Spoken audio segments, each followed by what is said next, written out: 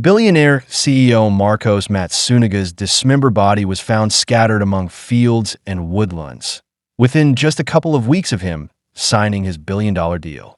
So who could be responsible? Had he been kidnapped, and was he being held for ransom? Or was it his supposedly gold-digging wife that his friends had never liked anyway? So today's case takes place in Brazil in 2013, and that is where 48-year-old Marcos Matsunaga lived with his wife Elize, who was 38 at the time. So there was a decade between them, and they seemed very happy together. They were super rich.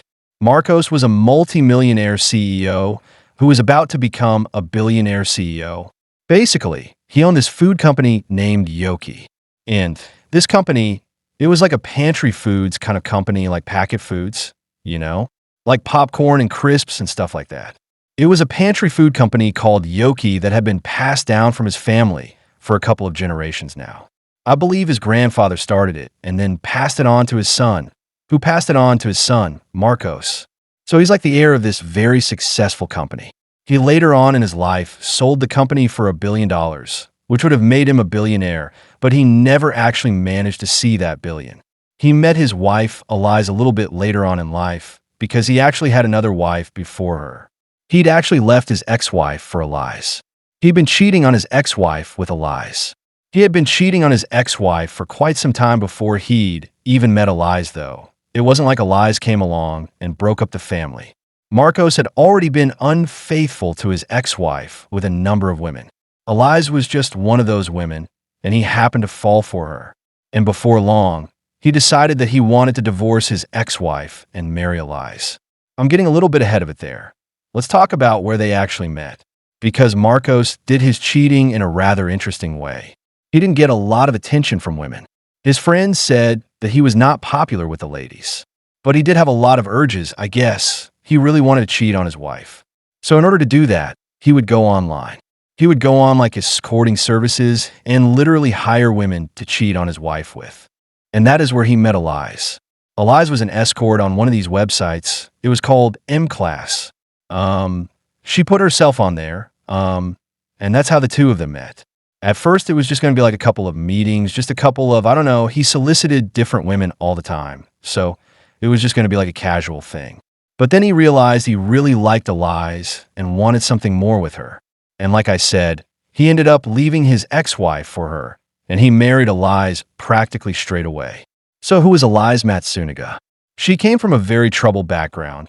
Her family were in severe poverty, and she suffered a lot of sexual abuse at the hands of her stepfather growing up. So a very rough childhood. And she had some really mad, awful SD happen to her. Like really random stuff would happen to her quite a lot. So one time, she was chased home by a group of boys. Another time, she was kidnapped by some men. Just really awful, yet quite random SD just kept happening to her. Stuff that you can't predict or prevent, She just got into some really bad situations because honestly, the place that she lived was quite unsafe. It was like this kind of stuff was happening to a lot of young women where she lived. As she grew up and became a woman, she managed to escape both the dangerous place that she lived and also her abusive household. She moved on with her life, grew into a wonderful young woman, and she started studying to be a nurse.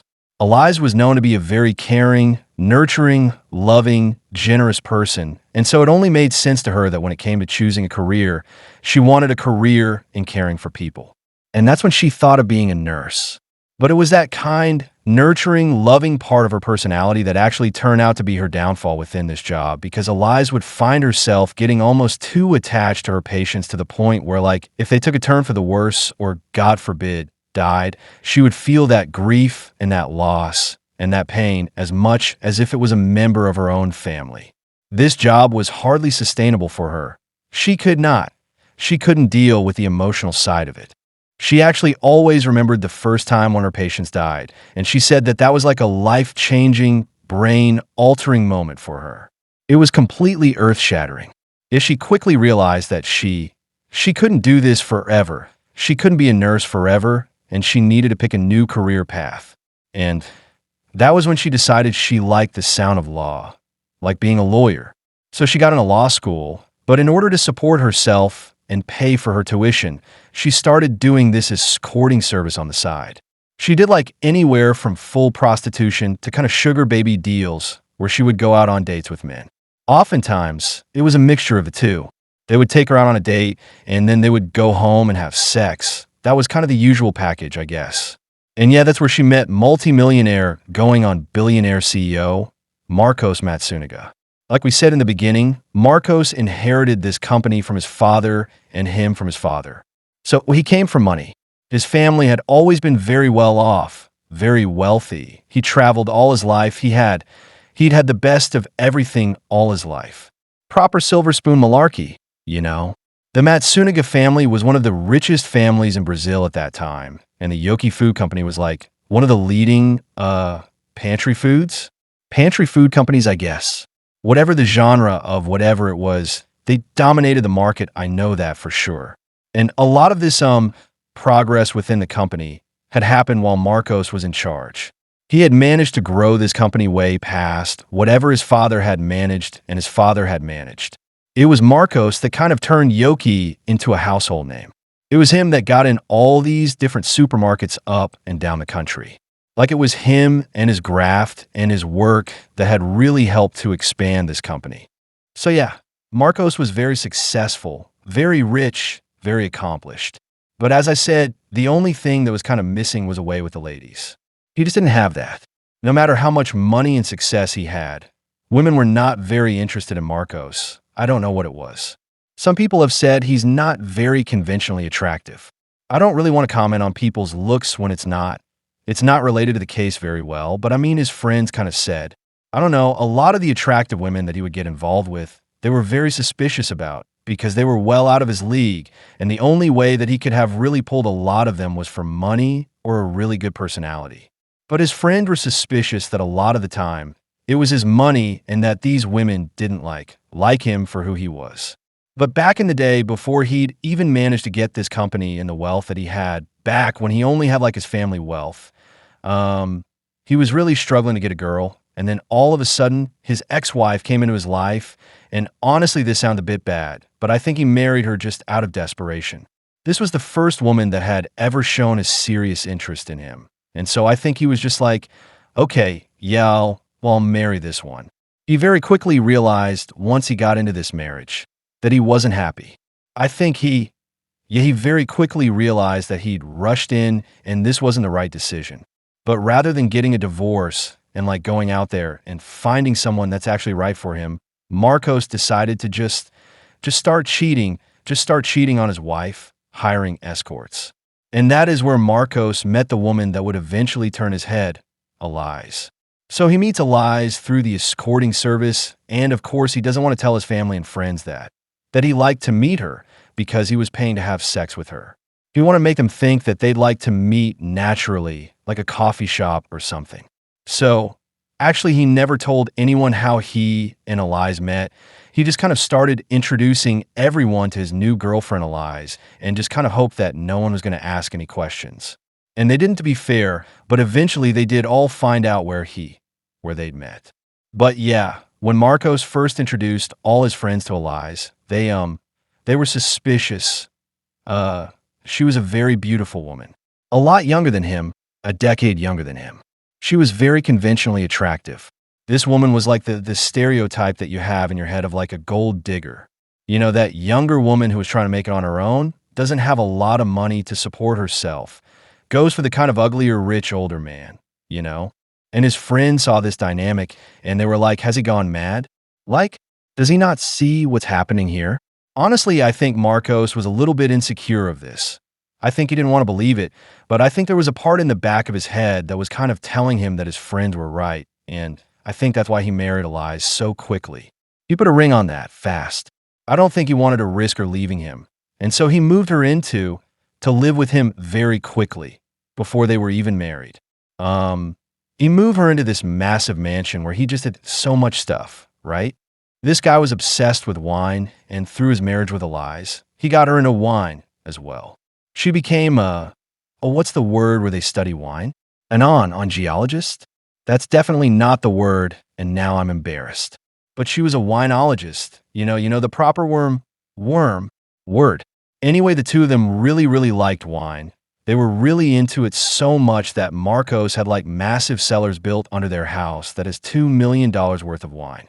How are you ever going to drink that much? Is the question on my mind.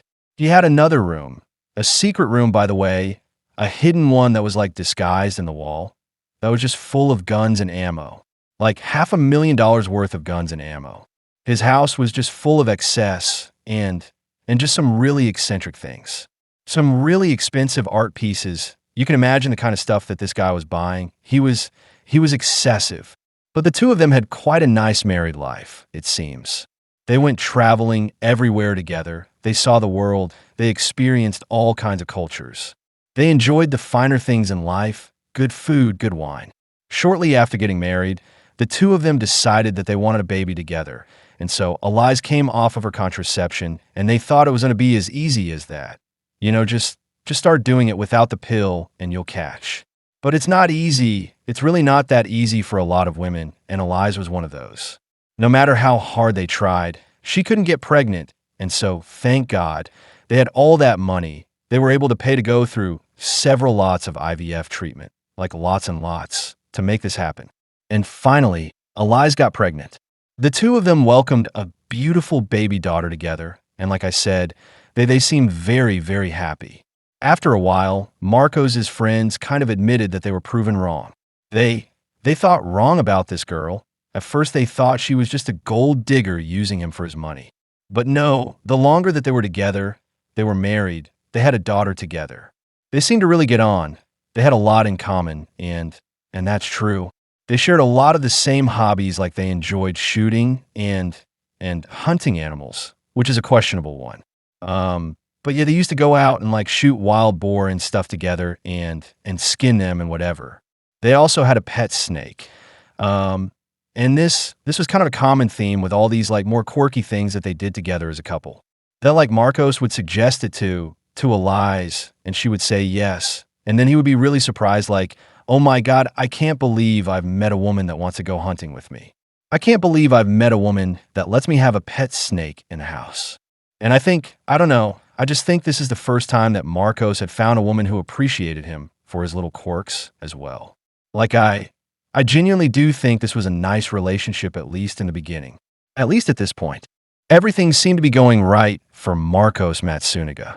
It was May 2012, and the billionaire pantry food tycoon was just about to seal the biggest business deal of his life. The sale of Yoki, his family's company, for a jaw-dropping $1 billion. But right in the middle of this high-stakes moment, Marcos vanished.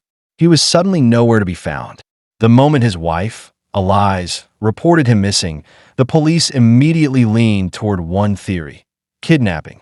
It made sense. Everyone in Brazil, or at least everyone who paid attention to the country's elite, knew just how wealthy the Matsunaga family was. And they knew that a $1 billion deal was underway. The timing was too perfect, too public. It didn't seem far-fetched to think someone had intercepted him, hoping to get a ransom or even derail the deal entirely. After all, a move like that could shift business power in serious ways. So investigators began making the rounds, speaking to people close to Marcos, friends, business partners, acquaintances, asking whether he had enemies or rivalries that could have boiled over. Was there anyone holding a grudge? Anyone who stood to gain from his disappearance? But no one could point to a specific name. There were no active feuds, no threats, and the business deal? It was going smoothly. The people involved weren't getting cut out or shortchanged. Everything on paper looked clean. Still, the police needed more. So they turned to Eliza again, hoping to piece together Marcos' routine. What did his daily schedule usually look like? Where had he gone the day he disappeared? What exactly was going on in those last known hours? When police asked Eliza about the night Marcos disappeared, she explained that he had told her he was heading out for a meeting, an important one. According to her, he said it was with one of the major buyers involved in the $1 billion sale of Yoki. He'd mentioned that the meeting might run late and told her not to wait up. Just go to bed, he said. He also mentioned that he had another meeting early the next morning. So, if the evening one dragged on too long, he might just sleep at the office. It all seemed reasonable enough. The next morning, Eliza woke up to an empty house. Marcos wasn't home, but she assumed he'd done exactly what he'd said, stayed at work overnight to be ready for the early meeting. But the hours kept passing, and there was still no word from him. No texts, no calls, nothing. Since the moment he walked out that evening, saying he was going to the office, Eliza claimed she hadn't heard a single thing. To the police, this only strengthened their initial theory that Marcos had been kidnapped. After all, he was last seen heading to a business meeting right in the middle of closing a billion-dollar deal. If ever there was a prime time for a ransom plot, this was it. They waited. Every hour that passed, they were expecting a phone call, a note, a demand, some form of contact from the people who had taken him. But there was nothing. Days went by. Still no ransom note. No anonymous calls. Just silence. Meanwhile, the police were doing all they could to search for Marcos on their own. But they were growing increasingly anxious without that expected point of contact, the kind that kidnappers usually made. Without that, they had no direction. And then, a few days into the investigation, Eliza made an unexpected move. She went to see Marcos's parents, her mother and father-in-law, and told them something she hadn't told the police. She said Marcos had left her, packed a bag, walked out, voluntarily. Naturally, they were stunned. Why would he walk out now of all times? Eliza told them it was because he'd been cheating again. It wasn't the first time. Marcos had been unfaithful more than once during their relationship. And despite the betrayal, Eliza had taken him back. The first time she found out, he begged her to stay, to forgive him. And around that same time, she discovered she was pregnant with their daughter. Given how difficult that pregnancy had been to achieve, after multiple rounds of IVF, Eliza had stayed. But now, she claimed he'd done again. And this time, he'd simply walked out. Eliza was devastated, truly heartbroken. When she first found out about Marcos's infidelity, her instinct was to leave him. That was her plan until she discovered she was pregnant. It changed everything. After so many painful rounds of IVF, finally carrying their child made her reconsider. She decided to forgive him, to try and move forward, hoping they could build a real future together. And for a while, it looked like they might. For the first 2 years of their daughter's life, Marcos seemed different.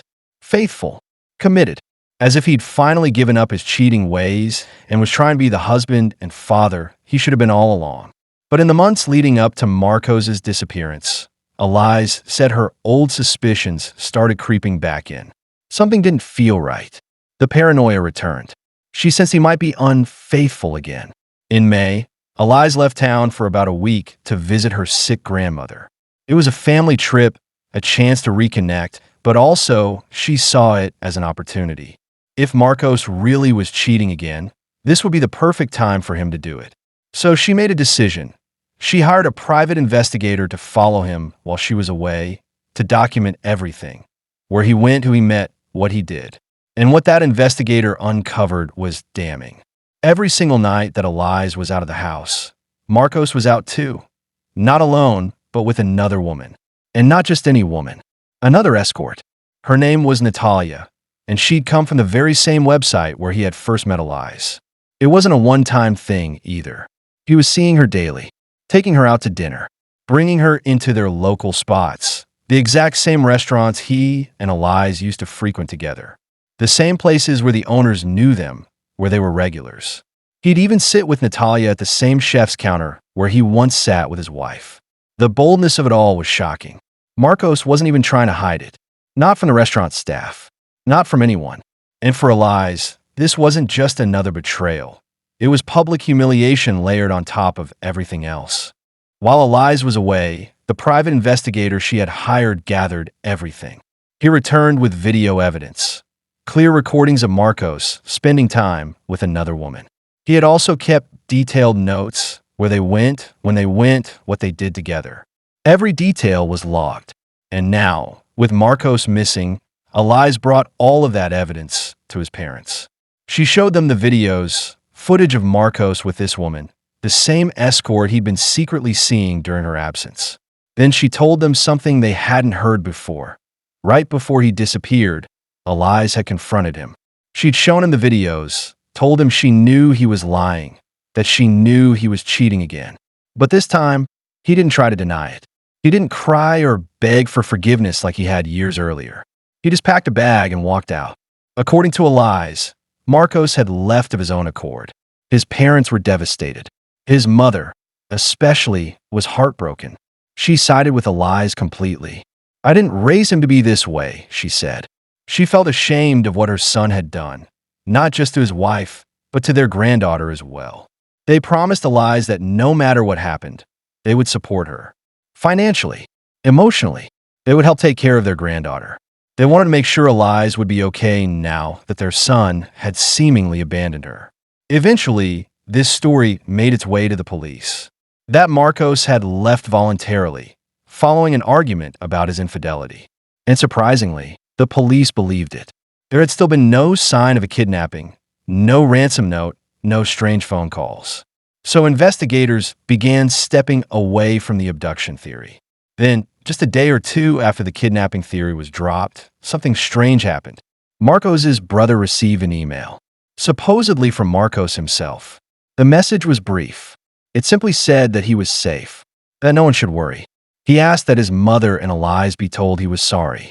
But that was all. No explanation, no location, no details about what he was doing or where he had gone. And in a subtle but unmistakable way, the email felt like a warning to stop looking. At first, investigators took that email at face value. To them, it was proof that Marcos Matsunaga was alive, proof that he had simply run off. So, from their perspective, there wasn't really anything to investigate anymore. No signs of foul play, no evidence of danger. Just a man who'd cheated on his wife, gotten caught, and decided to disappear. In their eyes, Marcos wasn't a missing person.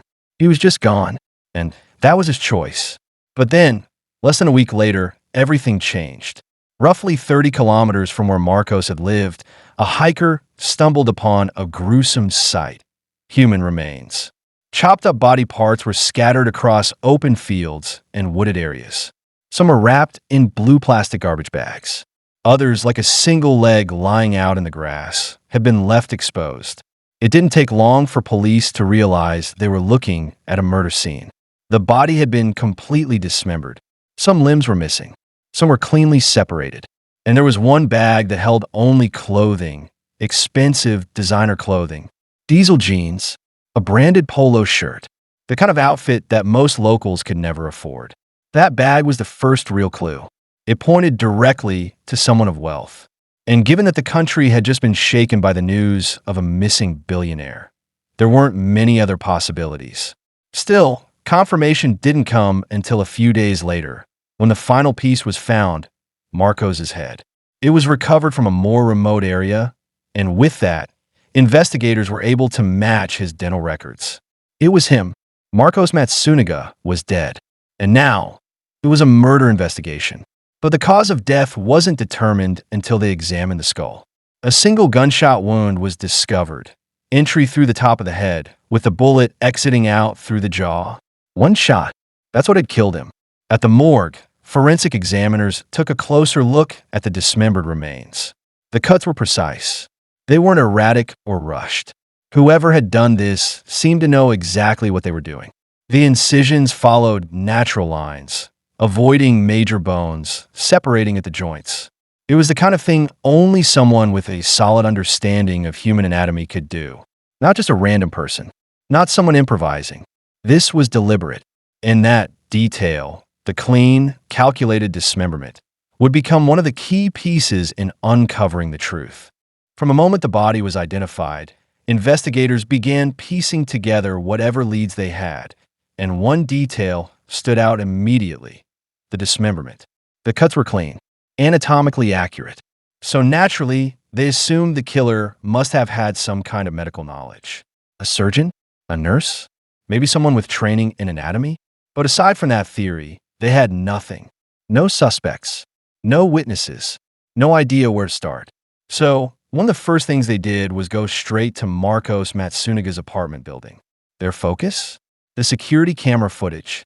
Since Elias was the last person known to have seen him alive, they wanted to examine his movements that day, what he was wearing, whether he looked agitated, or if anything about his behavior seemed unusual. They collected the surveillance tapes from May 19th 2012, the day Marcos reportedly went missing. And as they reviewed the footage, they quickly spotted him. He was wearing the same exact outfit found in the blue garbage bag with his remains: diesel jeans, a polo shirt. So it was looking very likely that he had been killed the very same day he disappeared.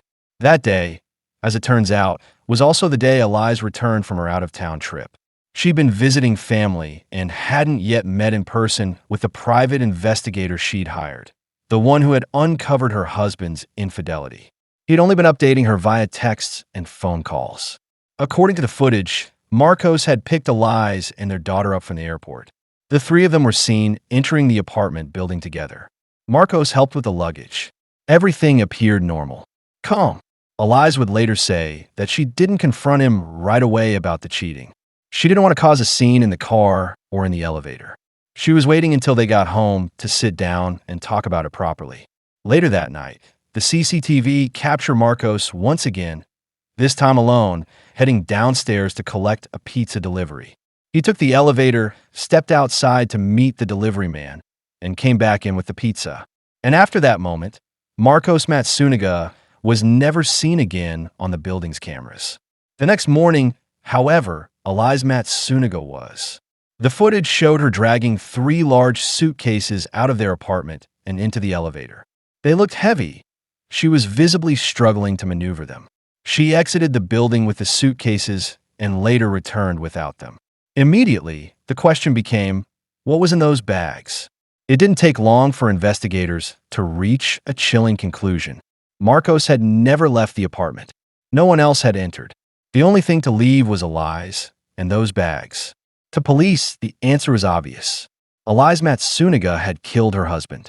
She'd waited until they were alone, shot him, dismembered him inside their luxury apartment, packed his body into 3 suitcases, and then disposed of the remains in the woods.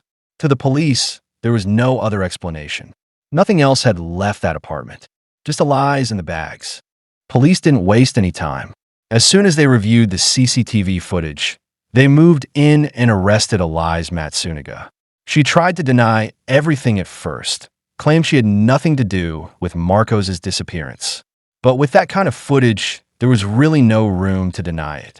So despite her initial resistance, she was officially charged with his murder. And eventually, after enough time and pressure and questioning, Eliza gave in. She confessed to killing her husband and walked investigators through the events that led up to it. She said that they had been arguing the entire night, practically from the moment they got back to the apartment after Marcos picked her up from the airport. They didn't feel like cooking, so they ordered takeaway pizza. They were just waiting for it to arrive when things started to spiral. According to Eliza, Marcos got a phone call while they were waiting for the pizza. After taking the call, he walked back into the room and told her it was his dad on the phone. Said his father needed him that evening and that he'd have to head over to his house after they ate. But Eliza immediately knew that was a lie. She knew he was trying to ditch her on her first night back in town to go meet up with his mistress, the same woman he'd been seeing every night while she was away. That woman was probably still around, and Marcos was about to sneak off to see her again. And Eliza was furious. She had originally planned to stay calm, to confront him in a more composed way, maybe talk things through like adults. But hearing that excuse about his dad just sent her over the edge. She couldn't hold it in anymore. She started yelling, telling him she knew he was lying. And again, just like the first time he was caught cheating, Marcos didn't apologize. He didn't try to win her back. He didn't grovel or offer any explanation. In fact, Marcos didn't just shut down the conversation. He went the complete opposite direction. According to Eliza, he became cruel. His mood flipped. He lashed out, yelling at her, calling her crazy, telling her she was paranoid and insecure, making everything up in her head. And the thing is, this wasn't new. This was a pattern throughout their relationship. He had a habit of making her feel unstable, unworthy. She said he would constantly remind her that she wasn't a good mother to their daughter, that she wasn't fit to raise a child. Outwardly, they may have looked like a happy couple, but behind closed doors, things were different. Eliza described their relationship as emotionally abusive, manipulative, degrading. He was controlling, possessive. He didn't allow her to have male friends. When she was studying law, he'd call her repeatedly, sometimes every half hour, just to check where she was and who she was with. He'd get angry if he even heard a male voice in the background. She had to warn her friends not to speak when she was on the phone with him. That kind of pressure, it was constant, and he never let her forget about her past as a sex worker, which, ironically, was how they met. He was the one who had sought her out. But once she became his wife, he used that past to humiliate her. He'd say things like, "Good luck finding another man after me. No man will ever value you. You're just something for them to fuck." That's the kind of language he used. That's what he threw at her during their arguments. And during that fight, on the night Elias had just come home, after she confronted him with the evidence of his cheating, things escalated even further. At some point during the shouting match, Marcos slapped her across the face. It was the first time he had ever hit her. Until that moment, he'd never crossed that line physically. But now he had. And in Eliza's eyes, that changed everything. She didn't know what else he might do now. And right then, she told him she wanted a divorce. That was it. She couldn't keep doing this. Marcos didn't stop there. According to Eliza, he snapped back in anger, telling her she could leave if she wanted, but she shouldn't expect to find anyone new. He mocked the idea, said no man would want her. And then he made it clear, sure, she could walk away from the marriage, but she wasn't taking their daughter with her. He warned her not to even try. "Don't you dare take our daughter," he told her. He warned her that he'd make sure she didn't get custody. He said he'd tell everyone she was unstable, unfit to care for a child. He even said he'd have her institutionalized, locked up in a psychiatric hospital. Not just stripped of custody, but committed. It wasn't the first time he'd said things like this, either. According to Eliza, this kind of threat had been a regular feature in their marriage. Whenever she confronted him with suspicions, especially about cheating, he'd flip it back on her. Tell her she was crazy. Tell her she was imagining things. Even when she had literal video evidence in her hands, he still tried to gaslight her. This, she said, was the dynamic between them for years. And that night, something in her snapped. Eliza said she doesn't clearly remember every detail of what happened next. It was all a blur, this overwhelming, emotional fog where moments ran into each other. But one thing she did remember, at some point, she was holding a gun. They were in the hallway. Marcos was about 6 feet away, walking toward her. The gun was in her hand. She pointed it at him. And according to her, he didn't back down. Instead, he dared her. "If you're going to do it, he said. "Shoot me." And then she did. One single gunshot to the head. That was all it took. Marcos collapsed instantly, dead. And in that moment, Eliza knew exactly what she had done. There was no confusion about it. She had just killed her husband. And the panic hit hard. She knew what this meant. Prison for the rest of her life. Her daughter lost not just her father, but now her mother too. And that's when she decided she couldn't let that happen. She had to be there for her daughter. The only way to make that happen was to cover it up. Eliza said she had no idea what else to do. She didn't know how to get rid of a body, not in any other way than to chop it up. And so, that's exactly what she did. She went and grabbed the same hunting knives they used on wild boars, the ones they used during their shared hobbies, and she began dismembering her husband's corpse. Shockingly, she managed to do it with incredible precision. As the autopsy later confirmed, the cuts were clean, accurate, and done with clear knowledge of anatomy. At first, people assumed it made sense. After all, Eliza had once worked as a nurse. Of course, she would know how the human body worked. But in reality, her skill didn't come from nursing. It came from Marcos. It was he who had taught her how to cut, how to debone animals, and how to skin them. He showed her how to work around the gristle, how to find the best places to slice. Everything she knew about cutting with knives, she had learned from him. Even the gun she used to shoot him, that was a gift from Marcos. Once he was dead and dismembered, Eliza packed the remains into 3 separate suitcases. Just like the CCTV footage showed, she dragged them out of the apartment the next morning. She left with all 3 and returned with none. In the following 2 weeks, Eliza put on the face of a grieving wife.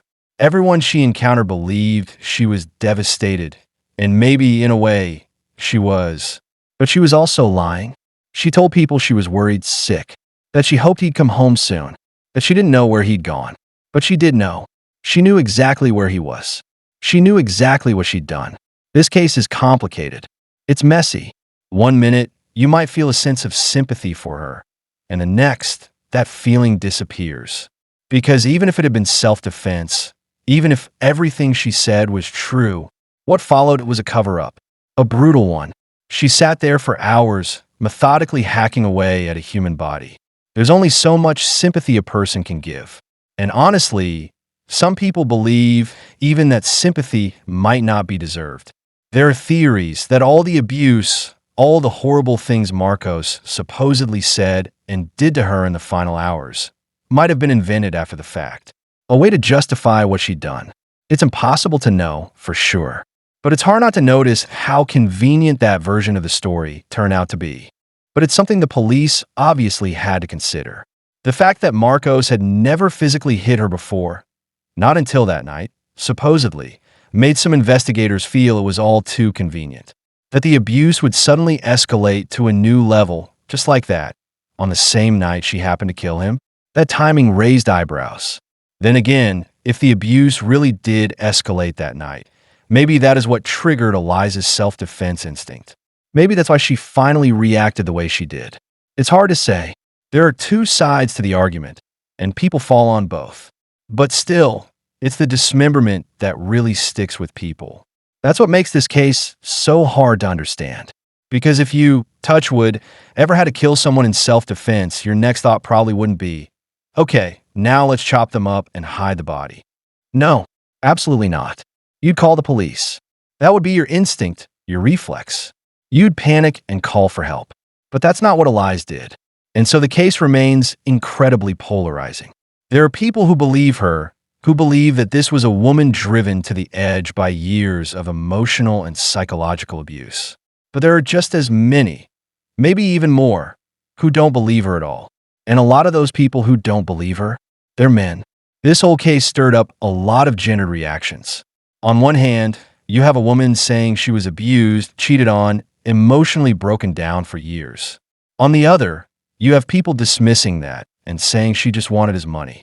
That's it. That was their theory, that Eliza was a gold digger from the beginning, and this was all just the long game. She got in, married a billionaire, had a child to secure her place in his will, and eventually killed him to get everything. That's what a lot of people believed. And again, many of those people were men. A lot of Eliza's trial was steeped in misogyny. There was this idea that she couldn't possibly be telling the truth, that she was manipulative, calculating, cold, that she must have done it for greed. But here's the thing. As Eliza's defense team pointed out, she already had the money. She was married to him. She had access to wealth, lifestyle, travel, food, and wine. She didn't need to kill him to enjoy all that. She already was enjoying it. So what did she really have to gain from murdering him? Oh, and here's another thing that really annoyed people about this case, especially during the trial.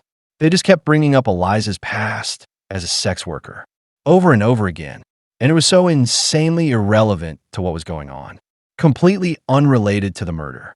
But somehow, for the prosecution, and for a lot of misogynists commenting on the case, that was their big argument, that Eliza had once been a struggling escort, so obviously she must have killed Marcos for money.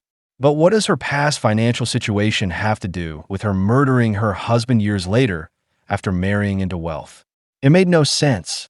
Bottom line was, she was already married to a very rich man. She was already living comfortably. She had access to his money, the luxury lifestyle, all of it. She didn't need to kill him for any of that. And if that wasn't enough, the cherry on top of this misogyny sundae was the fact that they actually forced Eliza and Marcos' daughter to undergo a DNA test, just to prove that the child was really Marcos's, as if Eliza had still been escorting men and secretly got pregnant by someone else. And you know what? Of course the results came back confirming it was Marcos' child. Of course it was.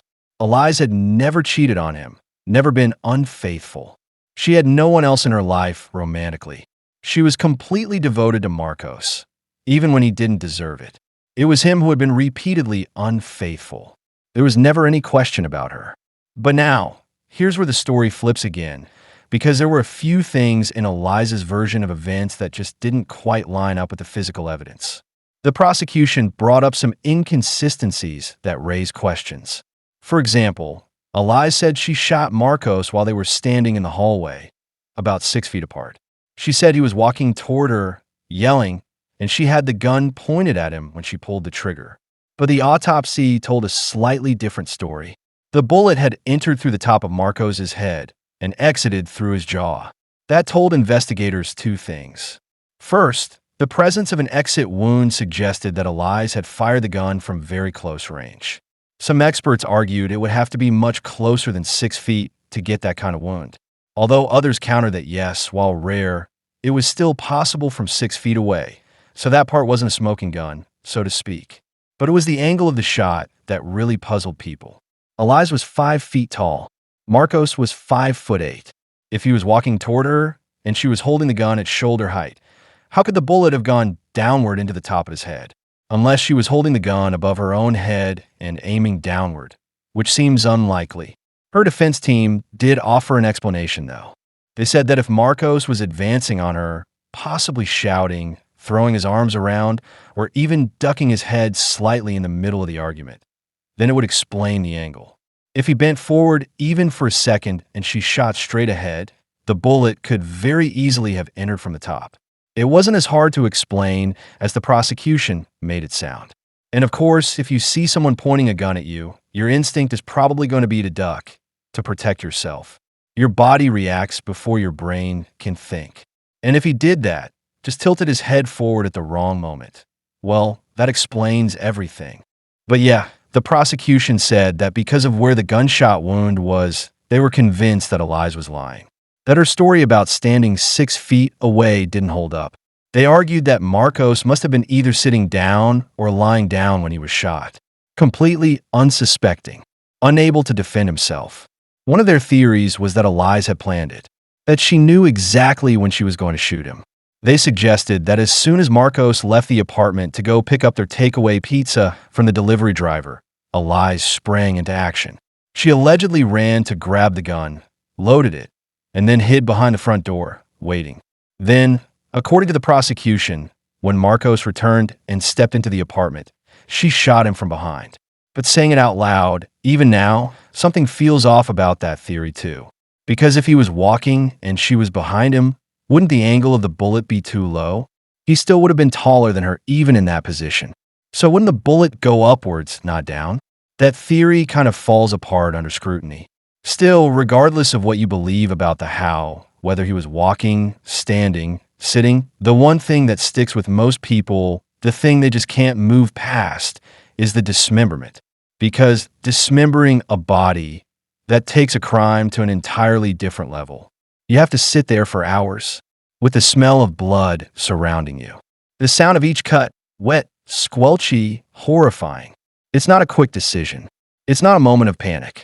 It's an extended, conscious act that goes on and on.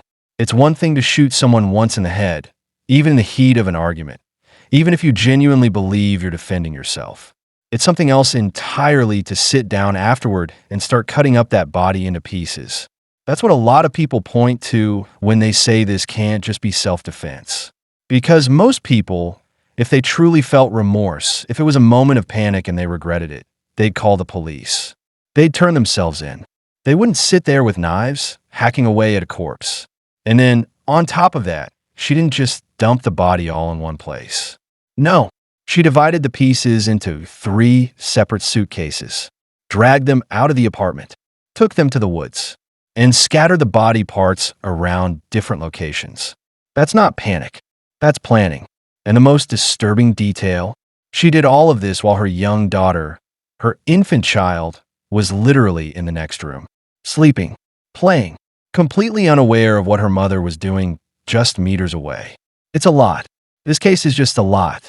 And honestly, Eliza kind of had people's sympathy right up until that point, right up until the dismemberment. Eliza Matsunaga was ultimately found guilty, not only of murdering her husband, but also of concealing and disposing of his body. For that, she was sentenced to just under 20 years in prison. If nothing changes, she's expected to be released in 2035. Throughout her time behind bars, Eliza has consistently expressed deep guilt and remorse. She says she acted entirely out of character that night, out of fear and desperation. Fear for her life, as she tells it. If she could undo it all, she says she would. In the months and years that followed Marcos's death, she says she would often find herself wishing things could go back to how they once were, that he could somehow come back, that none of it had ever happened. She also revealed how profoundly haunted she is by what she did. She says she suffers from recurring nightmares, vivid and disturbing dreams that won't let her forget. In some of them, she sees Marcos's severed head, still covered in blood. And sometimes, in those dreams, the head speaks to her. As of now, Eliza remains in prison. There's no word of any changes to her sentence, but there may be updates once her expected release date in 2035 draws nearer. As for the child they shared, their daughter is now being raised by Marcos's parents. And from what's been shared publicly, it seems she's doing well.